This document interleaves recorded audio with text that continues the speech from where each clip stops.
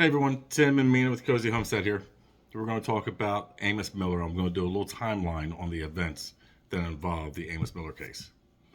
So, please stay till the end because it's a pretty in-depth video. It goes over everything and some key points from the video. In 2015, Miller went to a raw milk advocacy group conference in Anaheim. He had brought some of his products, including raw milk that was stored in the hotel's cooler. 5 months later, the CDC conclusively linked 2 cases of listeria to his farm. 1 case in California and 1 case in Florida. The case in California was hospitalized, and unfortunately, the case from the patient in Florida had passed away. So, now, in 2016, raw milk from Miller's farm is the issue, and a federal court ordered a full inspection of the property and all equipment used by Miller. On July 11th of 2016, the ordered inspection was conducted. Okay. In 2019, the Department of Justice wins a lawsuit in which Miller received an injunction to cease violating food safety laws. Now, keep in mind with the food safety laws, this is what the problem is with our society today, why we're so unhealthy. The poison that they're putting in the foods that we buy from the grocery stores, okay? You look at all the chemicals they put in there. If your kids eat Cinnamon Toast Crunch or something like that, anything with cinnamon, take a look at the ingredients. One of the things you'll find is trisodium phosphate. Trisodium phosphate is a heavy-duty cleaner that you can buy at Home Depot, Lowe's, stuff like that. Okay, it comes in powder form. Even Mom's Best, their cinnamon cereal had it in there. When I asked them about it, their response was, well, the FDA allows us to put a certain amount in there for preservation. So why do we got to put a heavy-duty cleaner in our product to preserve it, which actually reduces the shelf life, doesn't last as long as the cereal from when I was a kid. At the same time, we're putting that poison in us. But Amos Miller's selling his products natural, no hormones, nothing, no chemicals, nothing, is a bad thing. Why? Because .gov's losing money. So, at this time, it had now become all about his meat and poultry. It wasn't just dairy anymore, it was the meat and poultry. Food Safety News, in their infinite wisdom, stands with the government and has a huge problem with Miller using GoFundMe to purchase government-required equipment as well as to help offset legal fees. Why? I guess because they don't have a problem with the government-required chemicals and citric acid antimicrobial wash being used on meats and poultry. But they have a problem with this guy. We all know how the Amish live. If you don't, you need to do some research on it. They have a problem with this guy using GoFundMe to offset legal fees and to buy equipment, required equipment. Now, one thing to keep in mind is, even though 5 months later, they came out and said that it was definitely linked to Amos's farm, in the beginning, they said it was similar. Similar listeria than what was found at his farm. Okay. Now, my background, I've had some training on this, a little bit. There's 21 different strains of listeria. So the DNA is going to be similar. It just depends on which strain. So with there being 21 different strains, that doesn't include all the substrains. It's just like with the great scam that we dealt with 2-3 years ago. A lot of people think that it was called 19 because it occurred in 2019. No. That was 19 different strands of that scam. That doesn't include all the sub-strands like what we saw after the great scam started. Okay? Now we're going to get into some more government acronym agencies. FSIS, pardon me. Food Safety Inspection Services. It's an agency of the USDA and is responsible for ensuring meat, poultry, and some egg products are safe, wholesome, and correctly labeled, is heading up this investigation. Inspection of Miller's farm and has stated, well, they're labeled to ensure everything is correctly labeled, and they are heading up the investigation and the inspection of Miller's farm, and has stated that Miller's farm is the likely source of the raw milk that was infected with listeria.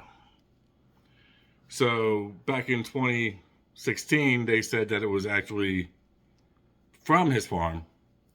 Now they say it was likely from his farm. So Miller goes to court, and here's where the problems start. He's fined $250,000 for contempt charges, plus another like $15,000 to $50,000 for enforcement costs. What are those costs? That's what he has to pay, because when you operate, you have to be able to pay USDA inspectors. Okay? .gov takes that money and then pays the inspectors or the agents. Just what we need, more agents. So when you think about it, not only is he having to bring in the required equipment to be up to par as far as .gov is concerned, even though he's been operating just fine without all this nonsense, but now he's having to pay the inspectors / agents fees. Okay? The feds call for Miller to be jailed for not paying fines in the ongoing court battle. All right? So remember all this. They want him put in jail. All right? Now, one of the things that bothers me about this is it all started 2015, 2016 timeframe. And it was going on when Obama was in office, when Trump was in office, and now when Obama and Biden are in office. I wonder if President Trump knew what the DOJ was doing with this, because it started under the liberal DOJ and continued. So I don't know if President Trump knew about this or not. I wish he did, because I'm sure he would probably put a stop to this. Okay? There's no need for this. With that, conservatives are being accused of using the story to back up arguments against liberals, against the liberal DOJ. Who knows what the argument is that they're talking about? As far as I'm concerned, it's typical leftist, libertarian spin. Okay?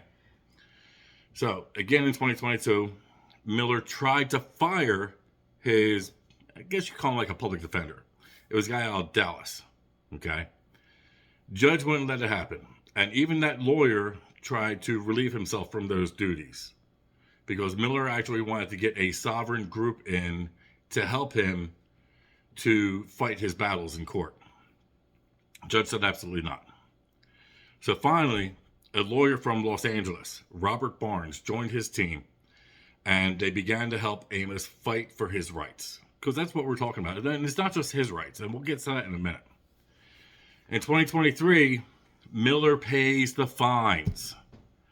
Luckily, a lot of it was offset by the GoFundMe page he started. And if I'm mistaken, he still has it. So please, go find it if you can. Contribute. I mean, even if it's $1, 50 cents, whatever you can contribute. Help this man out. He needs it. Okay, him and his family. Because not only did they go after Miller, but the farm was also actually in his wife's name as well. And they were actually trying to go after her.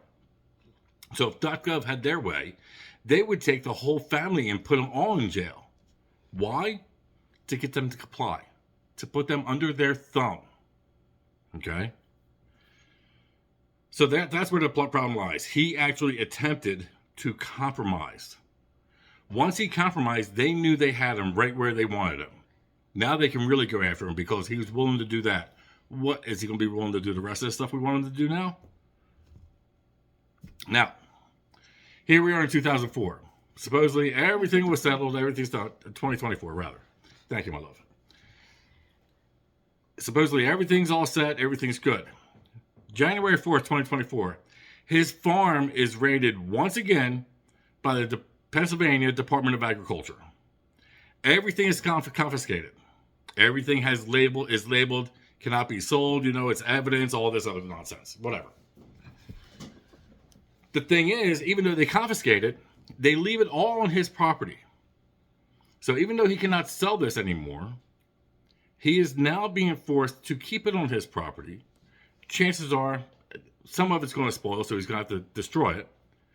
But some of the stuff that's in the freezers, he might be able to salvage. Okay. The problem is, while this is confiscated on his property and he can do nothing with it, he's having to now foot the bill for all the electricity to keep as much of this stuff as fresh as possible as he can. Okay. So to me, that's just messed up anyway. So that was January 4th. January 24th, Pennsylvania Department of Agriculture decides we're going after him again. We're suing his ass. So now they're suing him.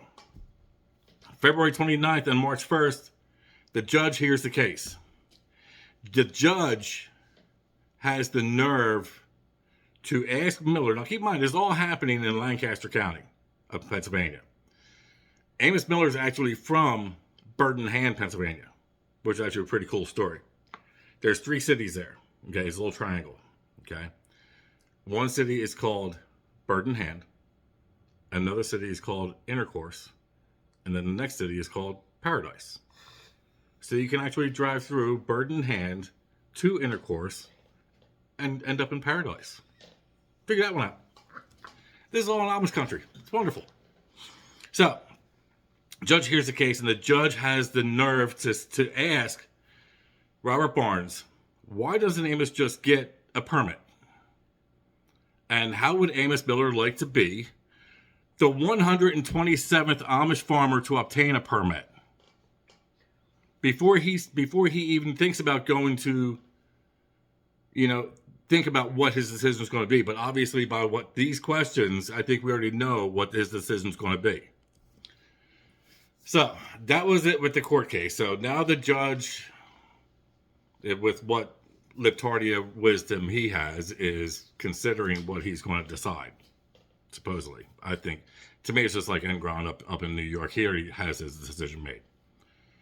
Why is this case important? And why are so many people doing videos on it? This case will determine we the people, our food, safety, and freedom.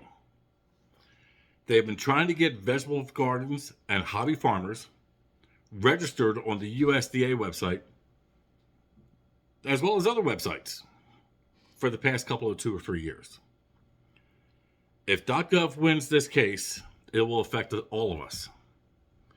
Being able to produce and or sell our own eggs and fresh milk. Okay? I've got chickens. Okay? They're on a non-GMO diet. They have an excellent diet. The eggs are so much better than the store-bought eggs. We don't even buy store-bought eggs anymore. Even if we run out of eggs, we don't have eggs. We're not buying store-bought eggs and consuming them. Because we can actually see, feel, and taste the difference from those eggs when we eat them. All right. So that's why it's so important. If .gov wins this case, they're going to be able to tell all of us, this is going to be a precedent-setting case that will be able to tell all of us what we can and can't do as far as vegetable gardens, hobby farming, all of that. So, our plans eventually, we want to have a couple of pigs, we want to have a couple of cows, goats. Cows, well, we want for milk and we want for meat. Okay? So, I don't want to have to worry about .gov. I want to be able to take care of the animals to where they're supposed to be taken care of and not pump them full of hormones or antibiotics or all these chemicals. Or even after the meat is being harvested, I don't want to do to the meat what these folks do to it. Do you know why your meat is so red when you buy it at the grocery store? Oh, it's not because how fresh it is. It's because they pump it with gas. They pump it with a gas. Now, it's not a dangerous gas, but it's kind of dangerous. They pump it with gas to make sure it stays that color. So when you get your meat's actually supposed to be kind of like a brownish color. That's actually fresh meat. But when it's red, it's been pumped with gas. Okay? Now, eggs. Let's talk about eggs.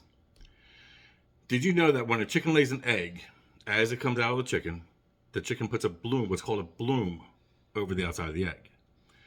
With that bloom, you can keep your eggs on the counter for 3 months. Why? Because that bloom prevents any air or moisture from getting into or outside of the egg. That's why the eggs stay fresh so much longer. We actually water glass our eggs, and I'll tell you, even after a year of them being water glassed, to me, they're still delicious. The whites are a little bit more runny, and the yolk's not so much firm. But they still taste better than the store-bought eggs. Okay? So, if I can't have chickens and I can't get my own eggs, what am I supposed to do?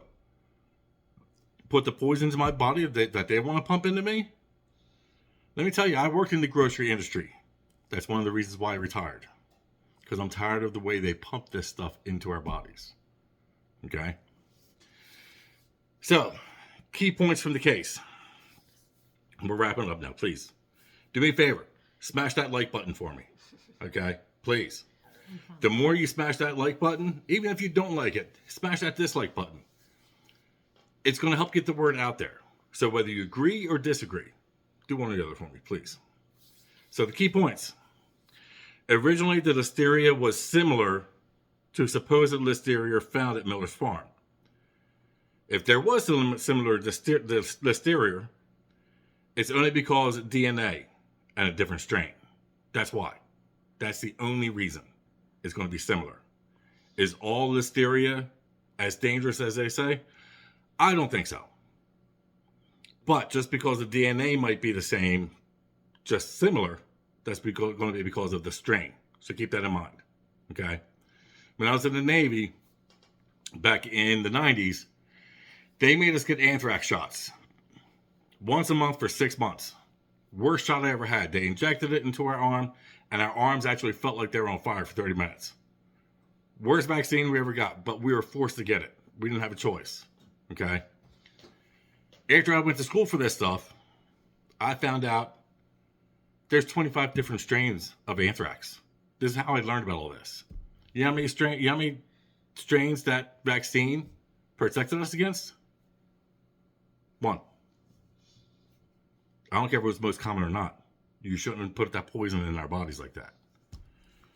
So, the next point, the Pennsylvania Department of Agriculture will not release the results of testing conducted of samples pulled from products at Miller's farm. Why not? What are they hiding? They just keep saying that it was the same, or it was similar, or it likely came from his farm. But they will not, they refuse to produce the results. And I truly believe it's because if they do produce them, you're going to see it had nothing to do with Miller's farm. Okay? So we'll get to that part. The next point. Miller's private club that he sells all of his products to. You have to remember his private club to get these products. Have never, ever reported being sick from his products. There was even a doctor who uses his product on a daily basis who testified for him at court and said that everything was perfectly safe, that he's been doing it for years. Nothing has ever been reported to the CDC or state health departments for any illnesses reported on behalf of Miller's farm. Nothing. Anytime anything like that happens, somebody gets listeria or any kind of bacteria like that from raw product, raw milk, raw dairy, meat, poultry, anything like that, it's got to be reported to the state. Just like with salmonella. And here's the thing. Nothing's ever been reported on Miller's farm. But how many times have you heard about recalls for salmonella or E. coli or anything like that at the grocery stores? Look at what just happened a couple of years ago with all the baby formula. They had to do a massive recall on it. There was a shortage of baby formula because of that. And what happened with that? All these jackasses went out and bought all the rest of the baby formula and started selling at black market and increasing the price of it. Some of it is still being charged at a high price at the black market. And people are being forced to buy it because that's the only stuff their baby can take. Peanut butter. Jif Peanut Butter had a huge recall for salmonella as well. Look at the already made salads or the spring mixes or the spinach. All this stuff that gets recalled for salmonella. Look at some of the meats that get pulled because of their bacteria. All the recalls for this. look at the pork. There was a pork shortage. Why do you think that happened? They never told you, did they? Think about it. Why did it happen? One of the reasons I can tell you is because the U.S. got stupid and sold that entire company to freaking China.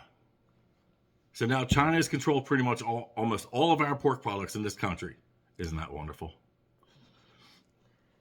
So keep that in mind.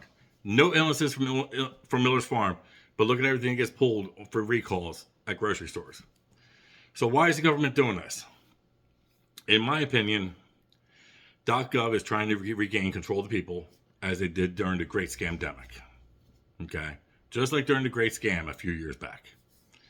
They want food coming from one source. Them. That's it. Think of all the chicken farms that have burned to the ground and the chickens lost in the fires in the past 3 years.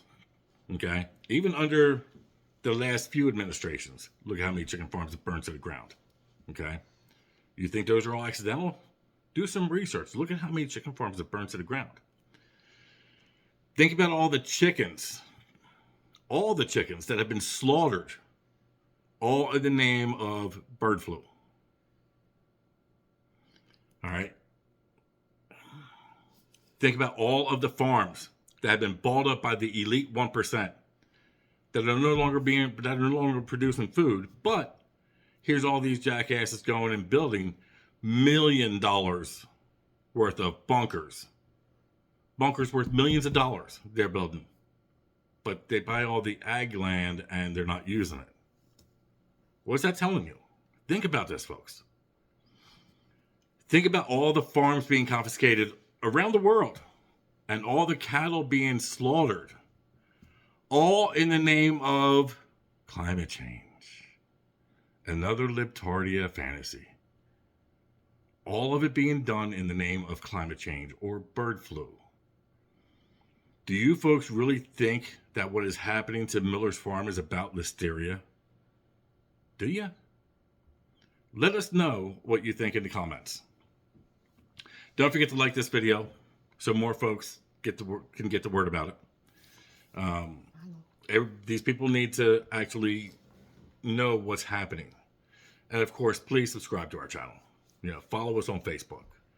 We're going to keep putting this information out there, that the Lord put this food on earth to be consumed naturally, not unnaturally. Okay? The Lord didn't put the food on this earth the way he did so that we can mutate it, GMO it, and do all this other nonsense to it, put pesticides on it, and all this other stuff so that we could eat it that way. He put it on there for us to be able to eat it naturally. That's what it's there for. Okay? Think of it when you buy an apple, an orange. You can go and wash that apple or orange all you want. You're not going to get all that stuff off the apple. You know why? Because the skin of those fruits, any vegetable you buy has a skin. Potatoes, whatever it is, has skin. It's porous. So you can wash that produce all you want. That chemical is still going to be in that product you buy. Do you know the different codes for produce now when you buy it? The one for GMO, non-GMO, organic. Because let me tell you, just because it's labeled organic doesn't mean it's GMO. Okay? Keep that in mind. It can be GMO'd and be organic. So remember all that. Y'all take care. Stay blessed. Sorry the video was so long, but the information needs to get out there. Don't forget to pray. Stay blessed.